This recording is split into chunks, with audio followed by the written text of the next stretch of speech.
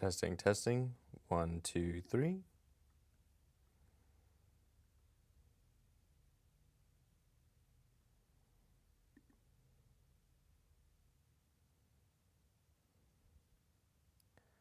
Testing, testing. 1, 2, 3. Just checking the audio, making sure that that sounds good.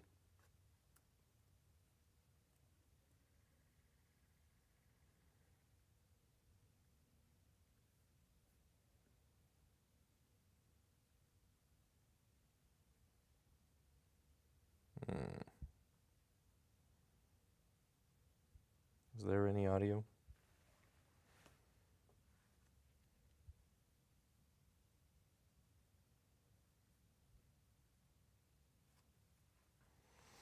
Let me check.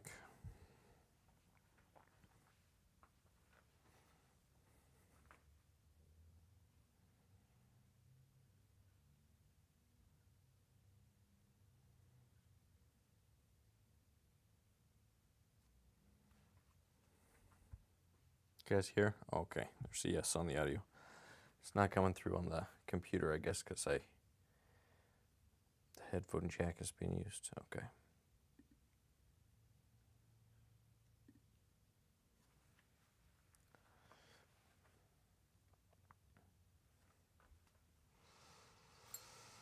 Okay.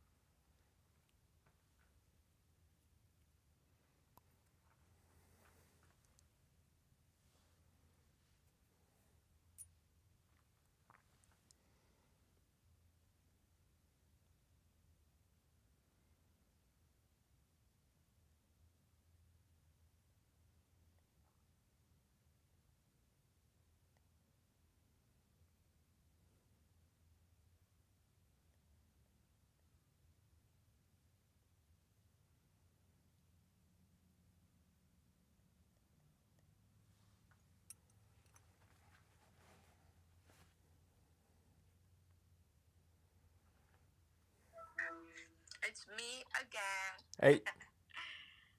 Now, you know how you told me to select four or something?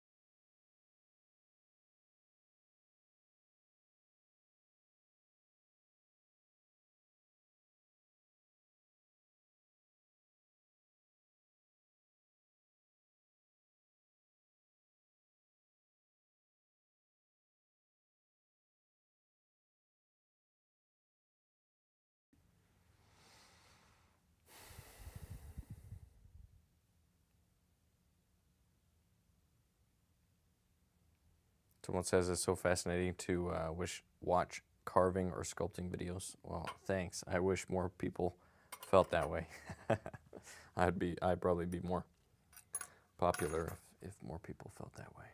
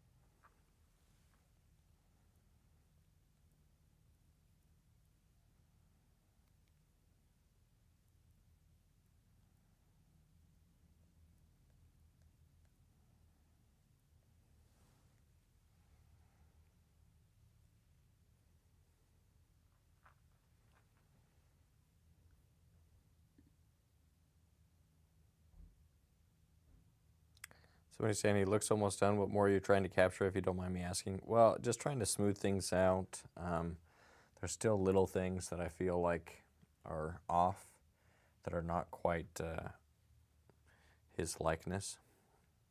Very hard to get a good likeness. And so I just really want to make sure that I'm doing the best that I can. So on the face, yeah, just smoothing things out. There are places that I've added clay that still need to be worked through. And textured. One sec.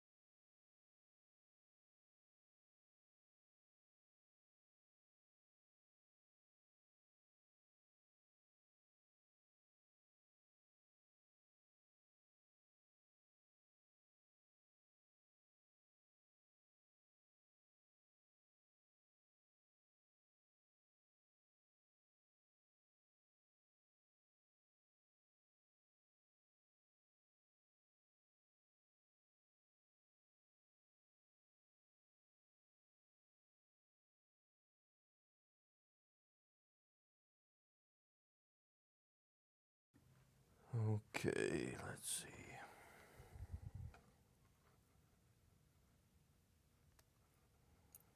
So yeah, as far as what I'm trying to capture at this point, just like small adjustments. I'd like to have the expression a little bit more like the photograph, a little bit lighter of an expression, and smooth out in some areas, smooth out what's happening in some areas.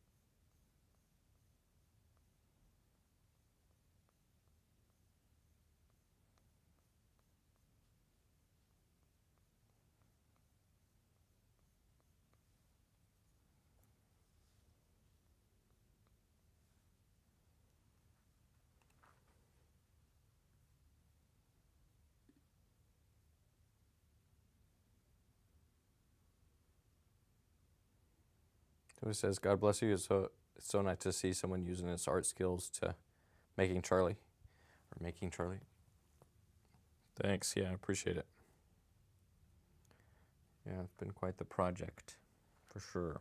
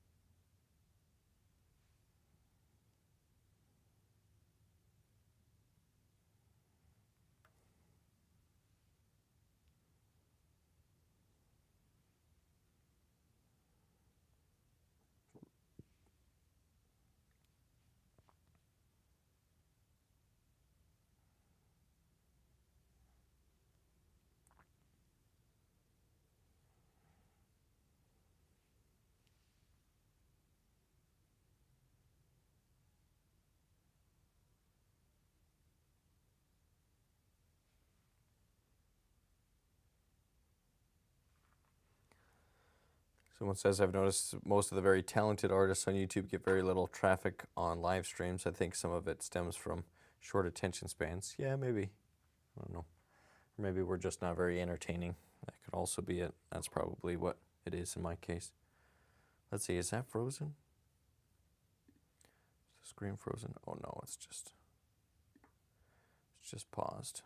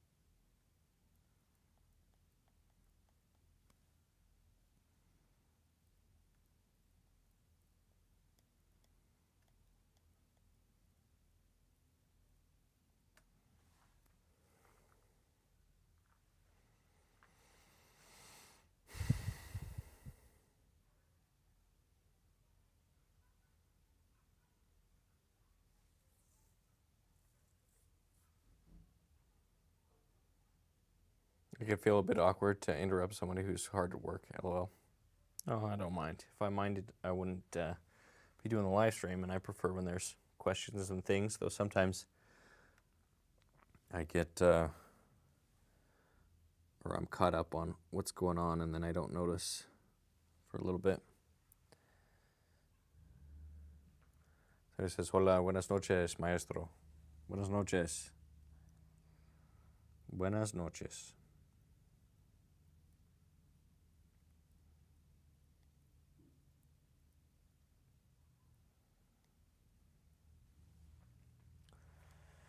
Placentero nos es trabajar en la viña del gran Rey Jesús. Oh, honroso nos es predicar a su pueblo su ley y su luz. Por su luz, placentero nos es trabajar. Por su luz, por su luz.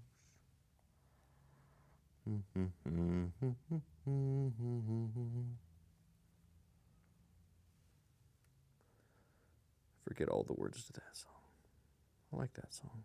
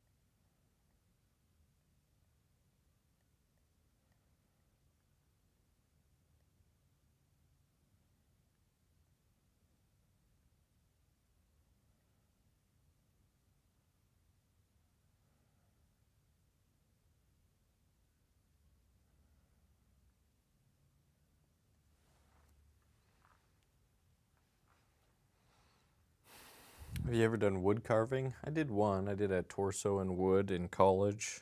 It was, I think it was manzanita wood, manzanita, from my grandparents' house in California. It's kind of this red wood, really hard. And yeah, I did it. I decided that it was probably, well, with that hard of a wood, it was more work than stone.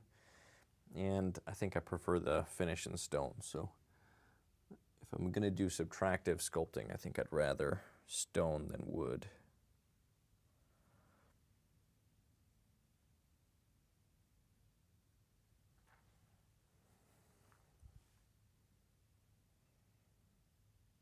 It's basically the same amount of work, and I think the stone is more impressive.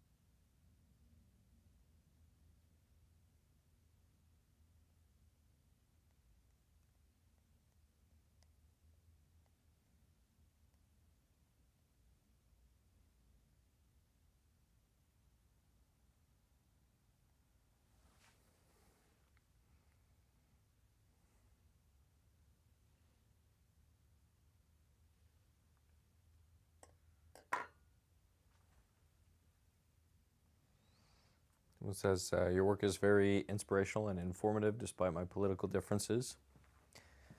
Well, I wish more people could learn from those they disagree with politically.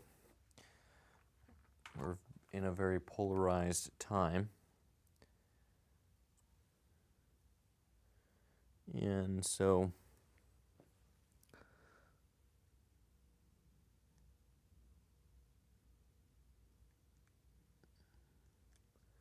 yeah, I think it's good to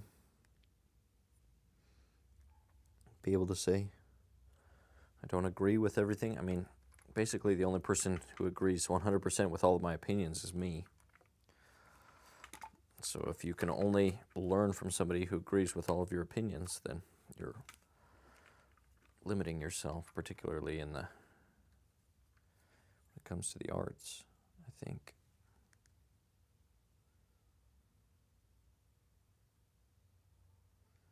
But obviously we like to surround ourselves with people that agree with us, because it's uncomfortable being around people we disagree with. And so we, on social media, we're able to kind of create these bubbles of insulation against people we disagree with. And I don't think it's the best thing, but it's kind of hard to remedy at this point. Everybody's able to isolate themselves ideologically to the point where they can just, anybody says anything that they disagree with, they could just make it so they never have to see or interact with that person again, which I would prefer to the cancellation efforts where they, go to the businesses that you work with and try to get you laid off. I prefer just the blocking and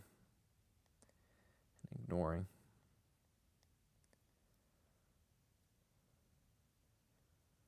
But there's actually going to be an update on that coming.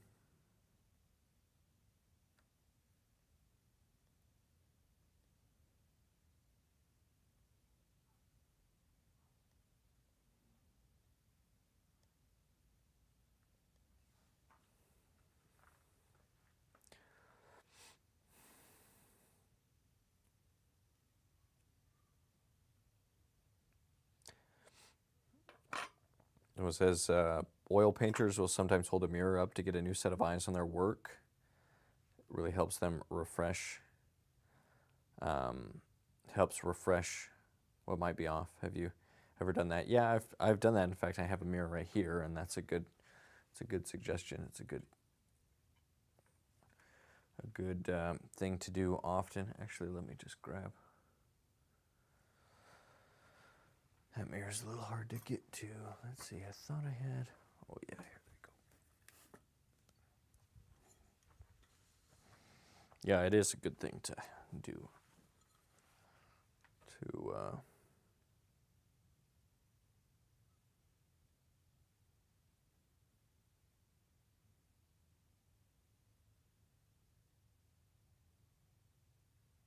help see where things are off.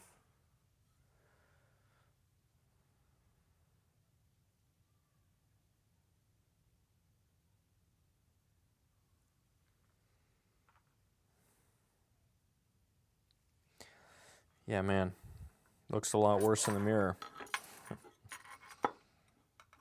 You get like a tunnel vision that makes it distorted from right to left. So if we don't counteract that, then it does impact the artwork negatively. Yeah, and the eyes are bugging me. I'm noticing a lot more some issues with what's going on in the eyes.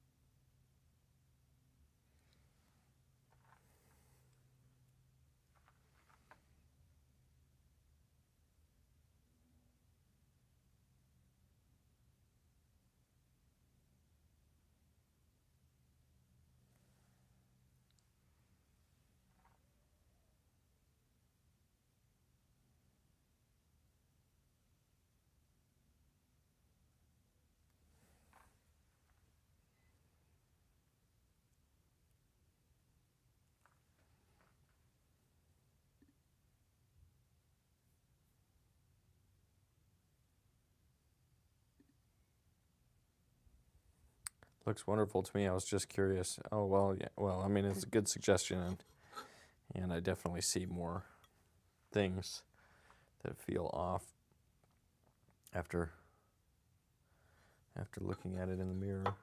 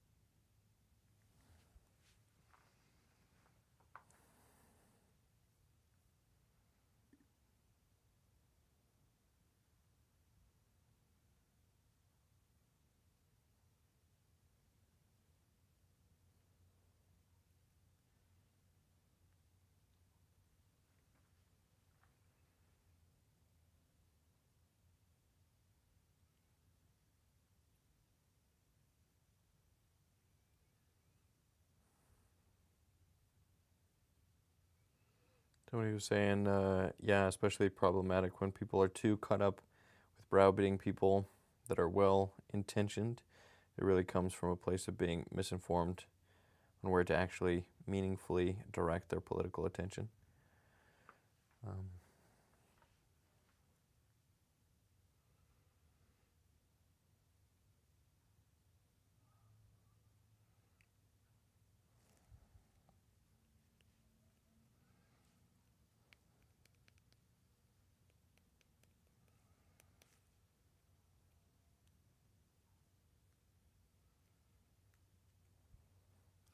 Yeah, well, as with regard to that comment, as a conservative, I'm less interested in intentions and more interested in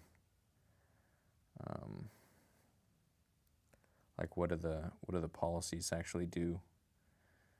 Like what actually helps individuals and families and societies thrive, not like what is intended to help them, but what actually does. And I think people that are more left-leaning tend to care more about the intentions. What was the intention behind a policy rather than the effects? What are the effects downstream? Sometimes they're hard to see right away. You think, oh, there's no negative effect to this thing that we're doing, and then you don't find out that there was until years later.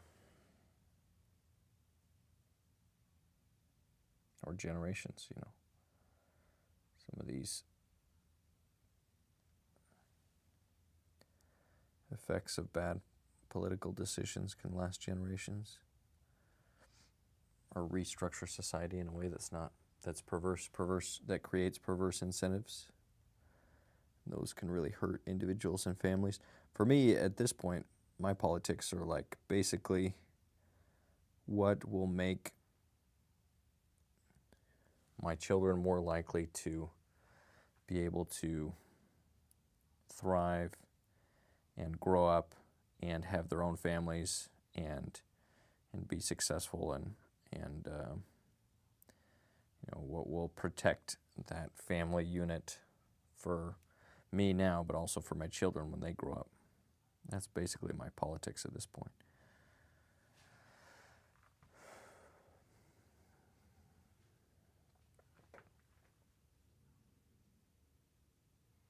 But I guess there's different, people disagree on what would help with that. I get lost in my art sometimes too and won't notice the weirdness until I take a step away. It's a strange balance between the zone and breaking away. I enjoy it, the struggle, yeah. Yeah, that's definitely, that is definitely a struggle. So he says, thanks. Milton Friedman reference, yeah, the judging policies based on their results rather than their intentions. It's one of the things he pointed out as typically a difference between conservatives and liberals, that liberals look at what was the policy intended to do and conservatives look at what did it actually do.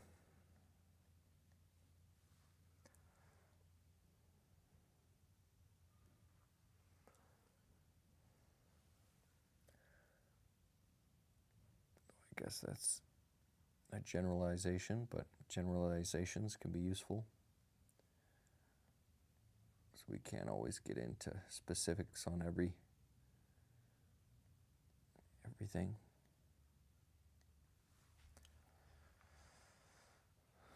Well,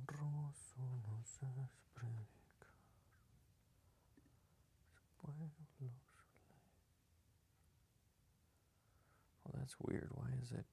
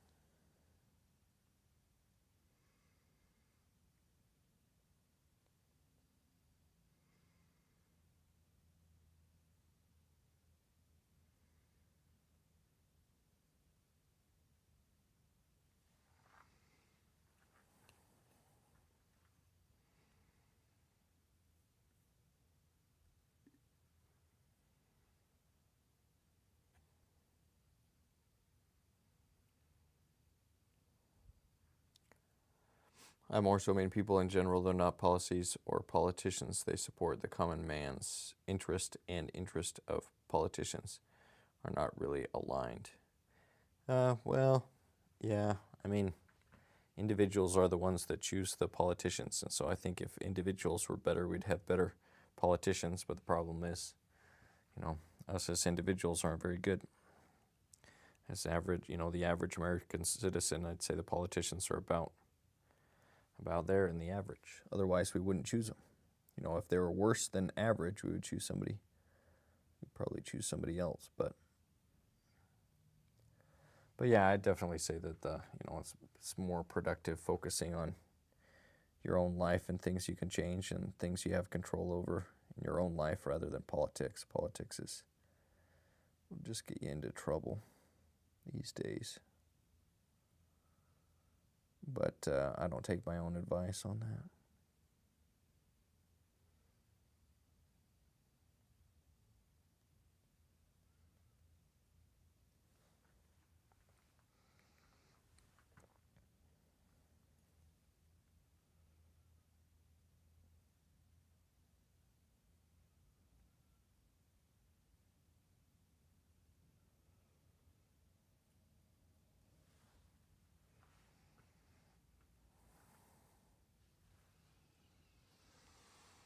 I especially love the color differences you have.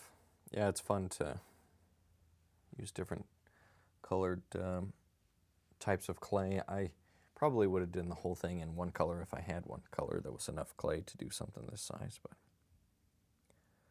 sometimes those little accidents can make things interesting.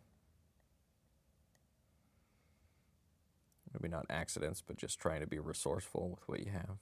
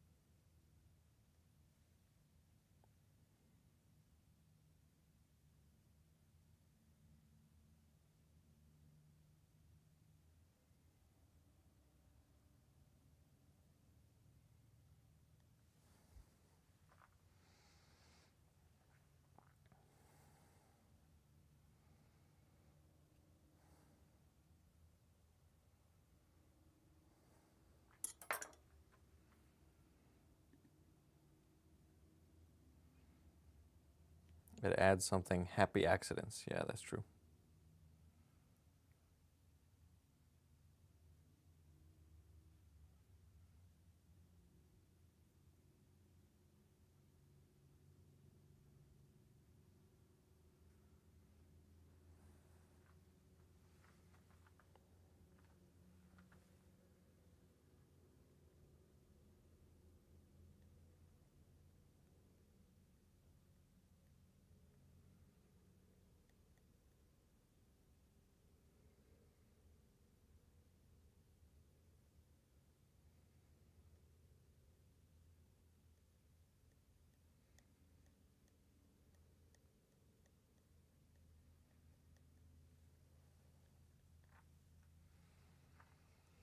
So he says that's probably where I disagree with you a bit because lack of voter participation, the influence of lobbyists and PACs in elections or re-election campaigns, and the general bias of, I guess you're going to continue that thought, but I'd say, well, voter participation, the obsession over voter participation, I don't think we need more people participating in voting when they're uninformed and when they don't know what's going on, and when they don't have skin in the game.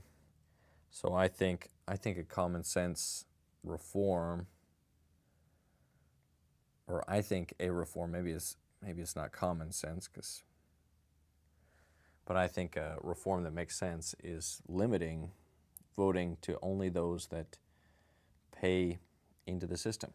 So if you take more from the government than you pay in, so if you're on different types of welfare or something, that's other people's money. You're not paying anything. So, if you don't pay, then obviously you're going to want to spend more of other people's money because you're not paying anything. So I think a fair way to do it would be to say that anybody that is dependent on the government should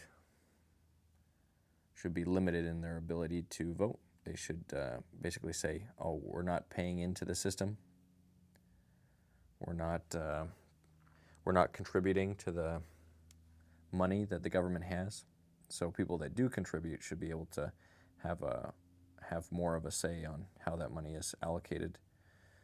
And I think that would solve a lot of problems. Just that change to, if you contribute, you're paying taxes, you get a vote. If you're not paying taxes, you don't get a vote. Or if you're getting more from the government than you pay in, then you don't get a vote. I think that's a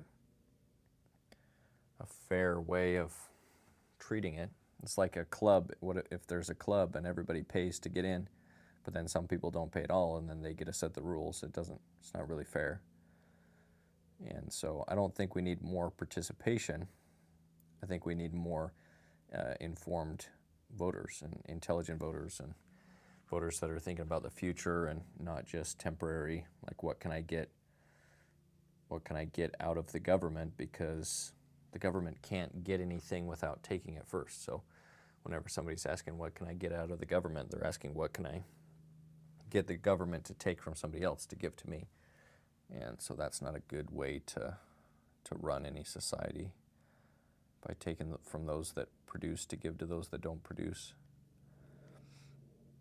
And I think we would still have welfare safety nets. We would still have these things. They would probably be a little bit more limited if the people that were entirely dependent on the government were not voting. They would probably be a little bit reduced.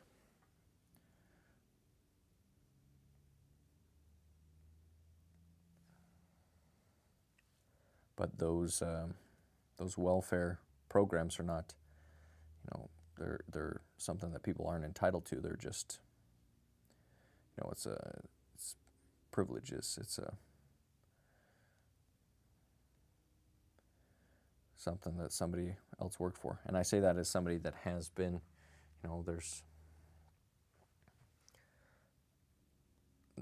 as somebody that would have not been able to vote. But I think that, if there's times where as an artist you don't make a lot of money, you qualify for certain programs, food stamps, and those types of things. And so I think if that's the case, you just wait to vote until you're on your feet again. And then people that are self-sufficient, I think, would make better, more informed, more responsible voters. And being responsible as a voter, I think, is really important. So I'd say that that's probably more important than participation. It's just, do they have skin in the game? Are they somebody that's contributing to society, or somebody that's primarily living off of those that do contribute? And based on that, getting a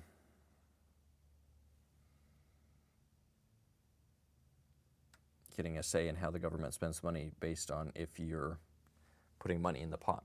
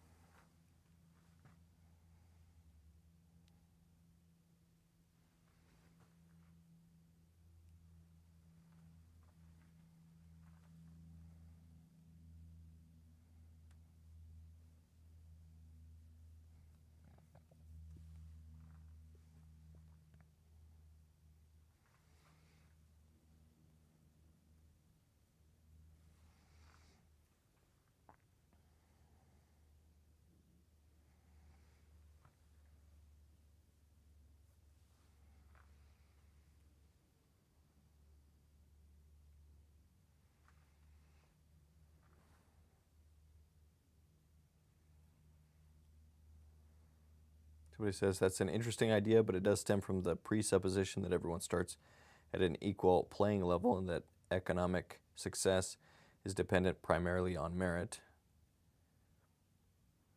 That's an argument in itself. Well, it doesn't presuppose that. People don't start at the same location, but if you're in a position where you're not able to contribute to society, I don't think that your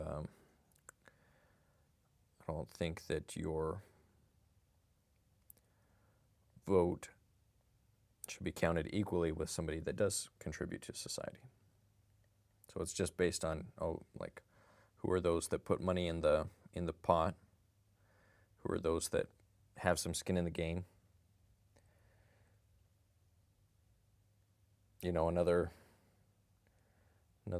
modification would just be, well, I think that's like the main one that I think makes sense and that people could actually get behind, just because it's, you know, it's like, oh yeah, it makes sense. If you're not paying anything in, then you should probably not have as much of a say on how it gets spent.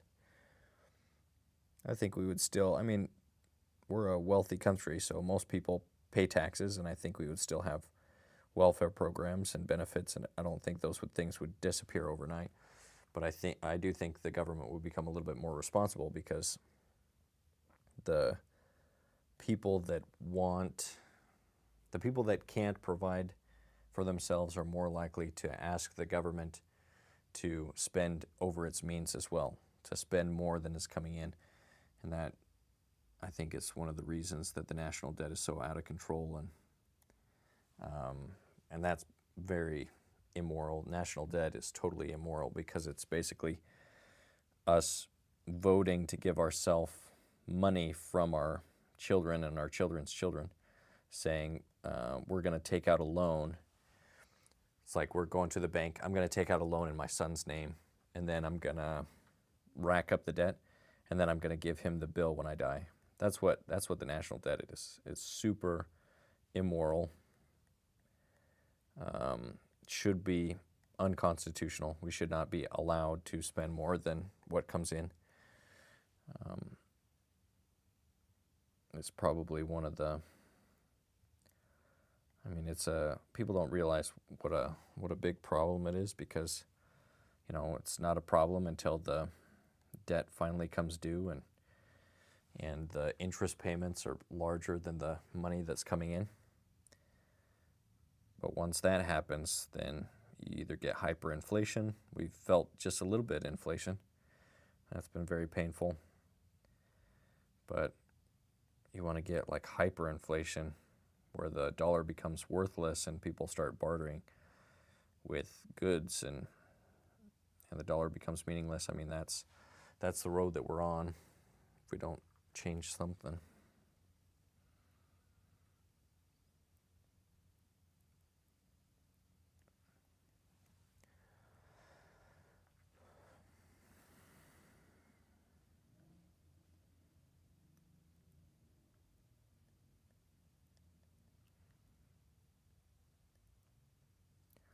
But at this point, it's like, well, who's going to pay the debt? It's either us or our children. I think that there needs to be a movement. There's not even really appetite for it on the right, to say our parents took out this huge amount of debt and we're going to pay it off. We're going to pay it off by reducing the amount that the government spends dramatically. Basically, everybody, like if you're receiving money from the government, you know, half of you are going to, if you're working for the government, half of you are going to be laid off. If you're receiving government benefits, those are going to be slashed. Like, we have to basically slash everything, because the government's just spending so much more than is coming in. So there's no way we're going to pay it off if we don't take it seriously. And as I said, it's a deeply immoral thing. We're taking credit card loans out in our kids' names. And if you don't have kids, then you don't really worry about that. You're like, well, yeah, give me mine, and who cares what happens in the next generation. But once you have kids, you realize, oh, I'd actually like them to have a decent life, and I'd like them to be able to own a home and, you know, have things and not have hyperinflation, and have a country. And you start to care about the future a little bit more once you have a stake in it.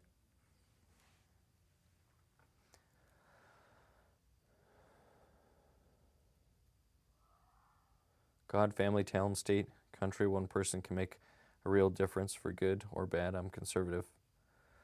Not a fan of super PACs either. Yeah, the super PACs, I mean, the whole system is probably more complicated than it needs to be. And it seems like the more complicated it gets, the more corrupt it gets, because then people are able to hide things behind it. I'd rather people just be able to, spend whatever money that's theirs. I think what we really need to watch out for is people that are spending government money to funnel to political campaigns, because then that's just people stealing from the taxpayer, and so that's something that I am against. If there's any money that's coming that's tax money and then it's funneled through whatever so-called non-government agencies, or non-government organizations that are funded by the government, so they're not really non-government organizations, they're government organizations that then funnel, things into PACs and stuff. I'm more concerned with taxpayer money going to politicians' campaigns than I am about, citizens' money or companies or whatever. If an individual wants to spend however much on whoever's campaign they want, that's fine. But if you're forcing taxpayers to, by gunpoint, if you don't pay your taxes, people with guns come and throw you in jail. So if you're throwing those people in prison for not paying to support a political candidate they may or may not agree with. So I think getting government money out of government is more important than getting, like people say, get money out of government. I think, get government money out of government first, because that's like super corrupt just by its nature, that you're stealing from citizens to get more control over citizens.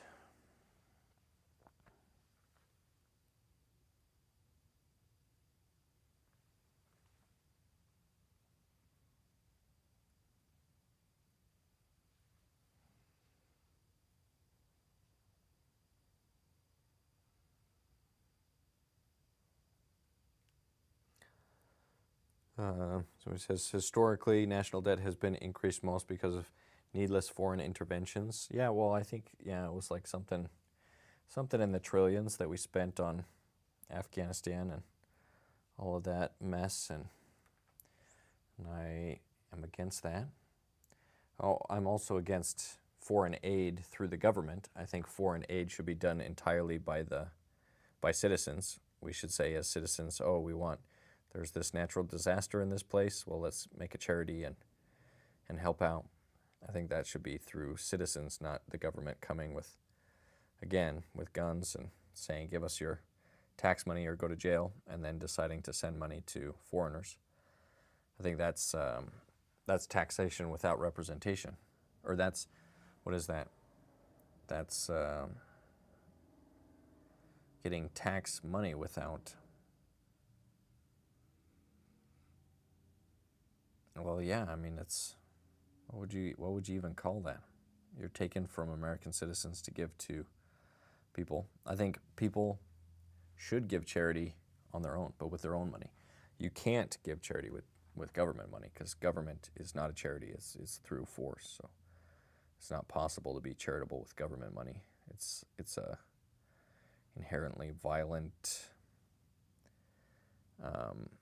or the threat of violence is inherent with any government money, government spending. So that's why the government should be very limited on what it spends money on. And so basically no foreign country should receive any government money. And if they want our money, then they should have to provide us with products or services that we feel is worth our money. Or, just ask individuals and charities, hey, we're a struggling nation, could you provide this or that?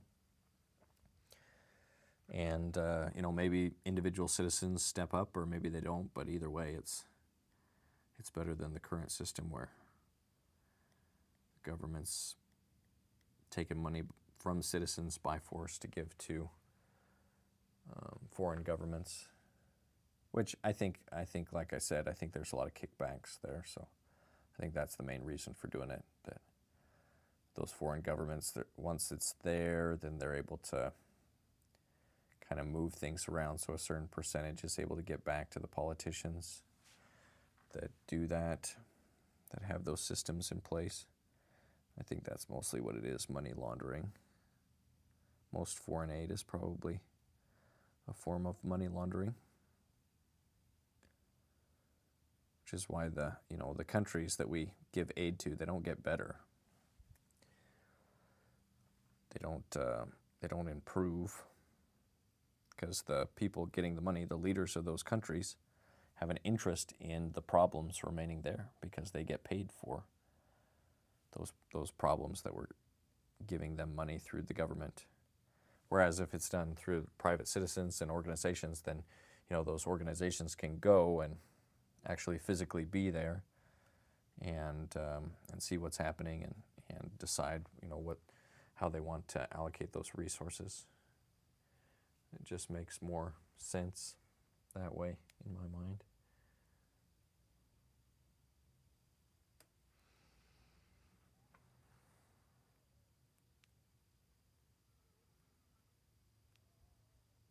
We spend far more on welfare than in foreign interventions. Yeah, that's true. Somebody says, like in Argentina, yes, but we need far less spending. Yeah, well, basically all the spending needs to be cut. I'm even for cutting. The right has a hard time cutting the national defense budgets, but I think there's a lot of waste even there. So I think we gotta figure out ways to make cuts, because the government is spending like there's no tomorrow, which is a problem if you care about what happens to the people that inherit the country tomorrow. What happens to those people? What happens to my kids and my kids' kids when they get a country that's been spent to ruin? And spending, what debt is slavery. Debt is slavery. And this is something that's in the Bible. But even if you just think about it, like, what do you do when you go into debt? You take out credit card debt. What do you do? Well, you're promising your future labor to somebody else, the bank or whoever.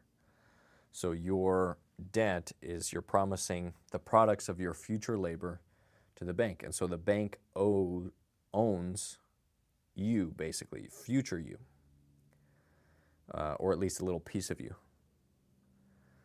And so that's why it's so important to get out of debt, to avoid debt if you can, because you're basically selling yourself into slavery. And you get enough debt, and man, you are not free. So, yeah, you got to watch out for that. And we are selling, and the country is selling itself into slavery. So it's like the politicians say, got to get that money somehow. So how are they going to get it? Like, they have to extract that money from you, or else they won't have their spending money. And when it gets to the point where the citizens just aren't getting the benefits because the government actually has no money, because it's all interest payments, all the money is going to start going to interest payments, basically.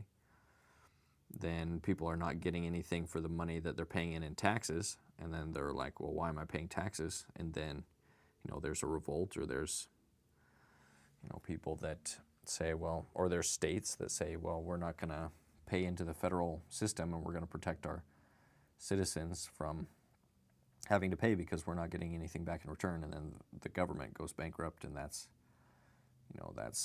something that can destroy nations. So we're like playing with fire when it comes to the national debt. It really is a dangerous situation. A lot of people don't realize it.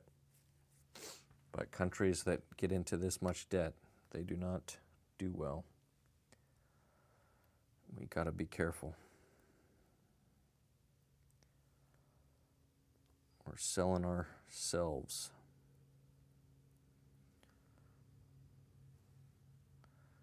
And enslaving our children. Basically we're selling their future labor with the national debt. We're saying, I'm going to take out a loan and my kids are going to have to pay it back, or their kids, or whoever, just not me, because I just want to spend it.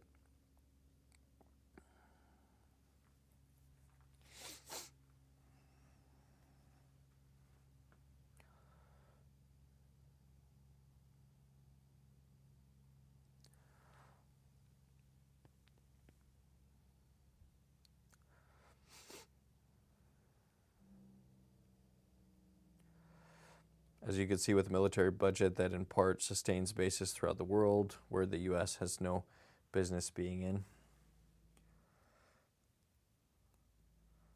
Yeah, well, whether we have business being there or not, we are there. And generally the places where there's a U.S. influence, it tends to be a stabilizing influence. Though a lot of people don't like it, and I don't know that we should be the global police, but that is what we basically are, whether we like it or not. So we should probably do less of it. We should reduce the amount that we're doing in those places.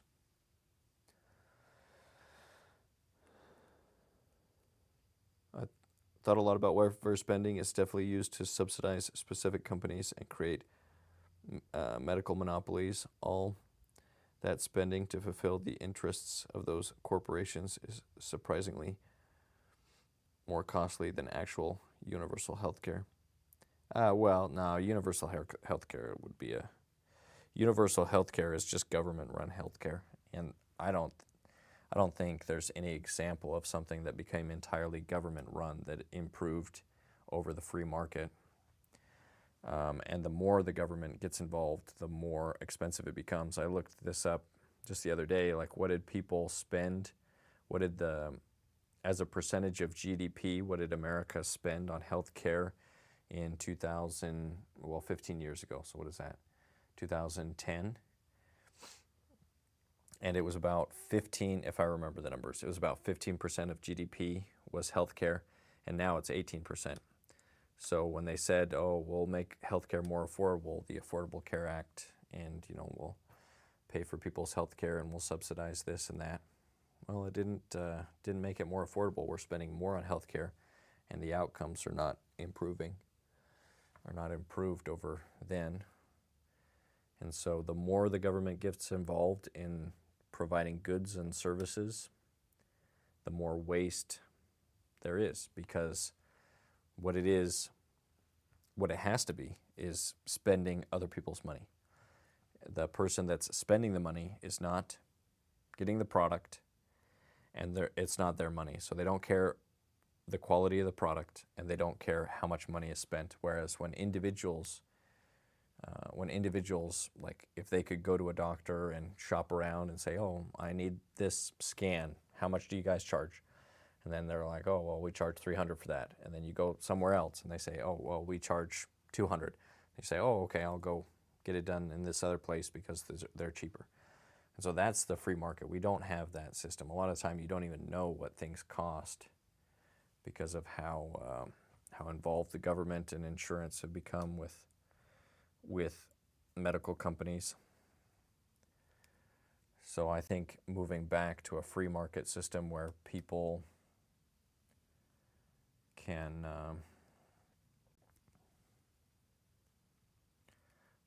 make choices on how to spend their own money is a better way to do it.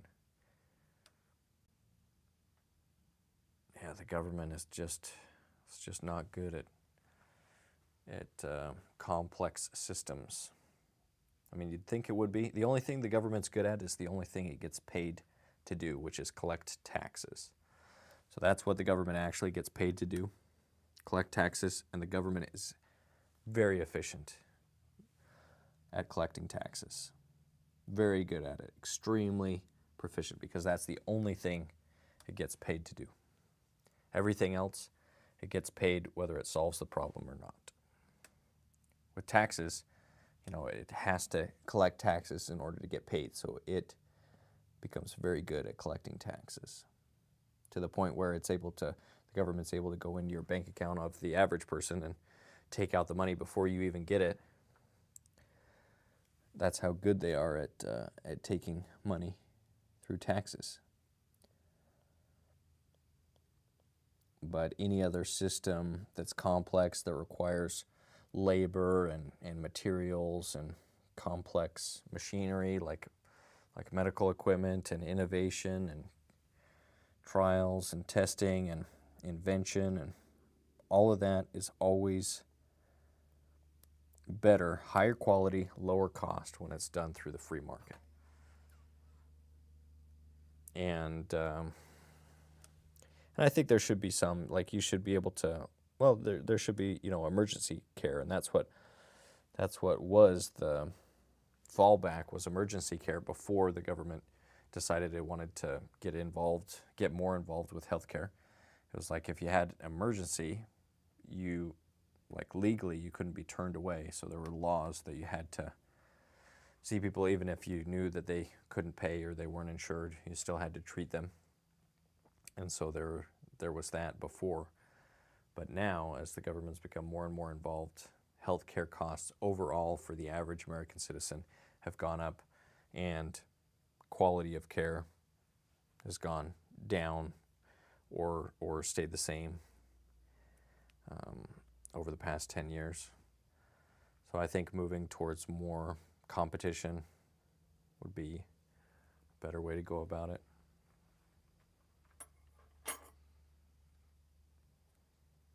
Hi, hello.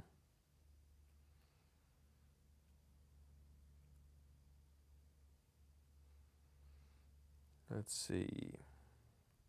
Oh, I missed some.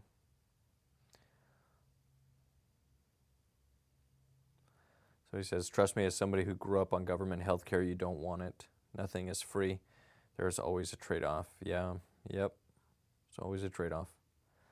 Well, yeah, but you don't want your money to go to but you want your money to go to the right things. You'd want your tax money to go to what actually benefits you. My point, exactly, the government is creating more waste because it's spending taxpayer money to serve their own interests when choosing to prioritize specific companies.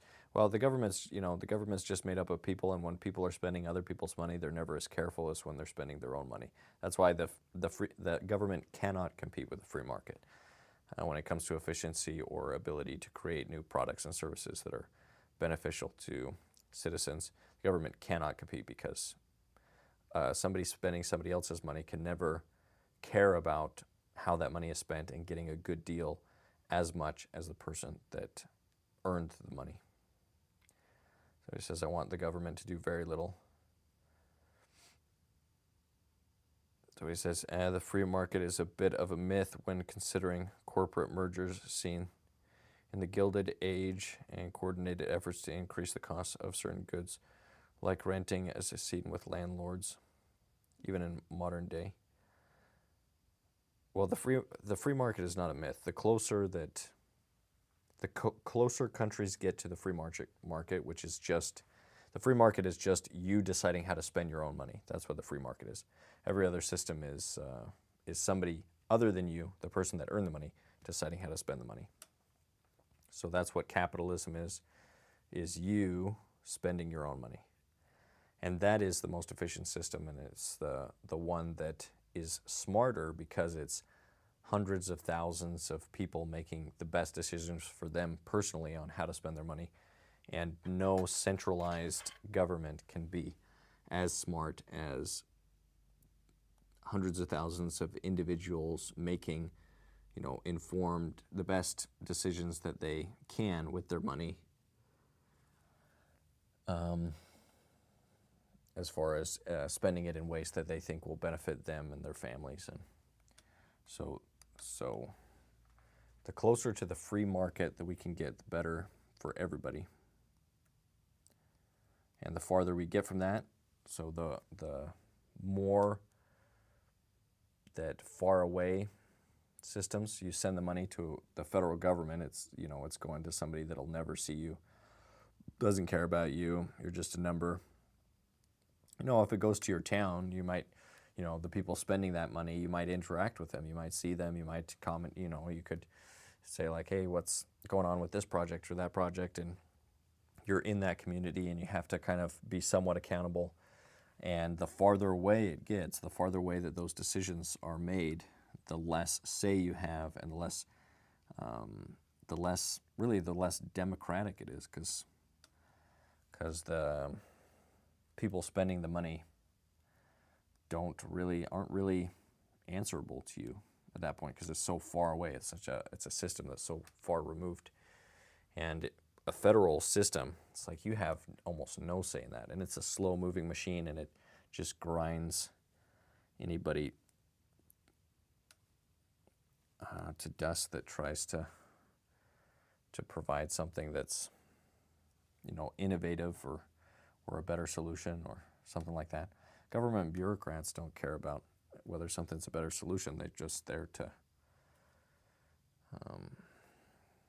do whatever program to grow their program, to grow whatever it is that they're doing, and try to have more power and influence. And with a free market, the only way you can do that is providing goods and services to people for a reasonable price, unless you're scamming people, which should be and is illegal, to false advertise or do things that take advantage of people's gullibility. But if you're doing it through free exchange, where you're providing something of value, somebody else gives you something, then that's the most moral system of exchange, because it's you deciding how to spend the money that you earned. Every other system, socialism, communism, slavery, it's all just different words for somebody else deciding how you spend your money, deciding how that money is best allocated, or how to redistribute it to the way that they think it should be redistributed, which redistribution is just theft. That's what redistribution is, just a nice term for theft, taken from somebody that earned it and giving it to somebody that didn't. Maybe we can have a little bit of that, but once your government has too much, and we have too much because we can't pay for it, it's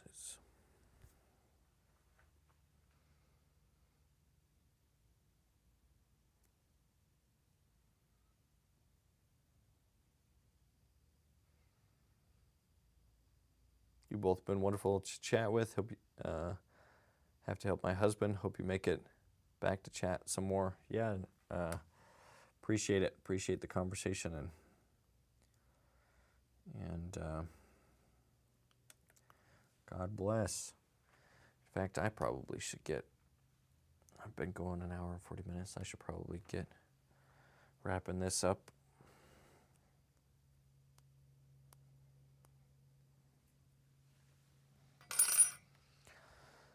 All right. All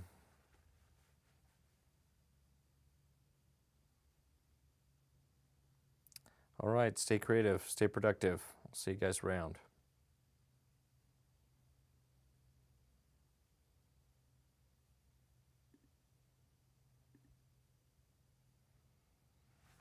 Let me get a